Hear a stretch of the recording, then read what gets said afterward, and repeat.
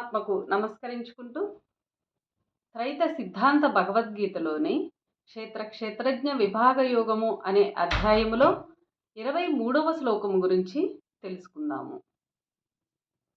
ఉపద్రష్టానుమంతా చ భర్త భోక్త మహేశ్వరః పరమాత్మేతి చాప్యుక్తో దేహేస్మిన్ పురుషః పరః. ఈ శ్లోకము అర్థము జీవాత్మ, ఆత్మ, పరమాత్మ గురించి ఈ ముగ్గురు గురించి తెలియజేశారు. భావము: దేహము ధరించిన పురుషుడు దేహమునందు సాక్షిభూతునిగాను అనగా ఆత్మగాను, సమ్మతించువాడైన జీవునిగాను, భరించు భర్తగానున్న పరమాత్మగాను, అనుభవించు జీవునిగాను, మహేశ్వరుడుగాను, ఆత్మగను పరమాత్మగను చెప్పబడుచున్నాడు. ఇంకొంత వివరం తెలుసుకుందాము.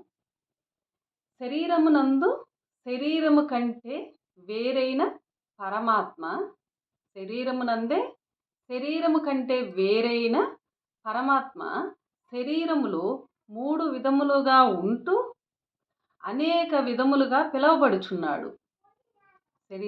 శరీరము కంటే వేరైన పరమాత్మ శరీరములో 3 విధములుగా ఉంటూ అనేక విధములుగా పిలువబడుచున్నాడు. సాక్షి ఎలా అంటే ఆ పేర్లు చూద్దాం. ఎలా పిలువబడుచున్నాడు పరమాత్మ అంటే సాక్షి, సమ్మతించువాడు, భర్తగాను, భోక్తగాను, మహేశ్వరుడుగాను పరమాత్మ అని పేర్లతో అనేక విధములుగా పిలువబడుచున్నాడు.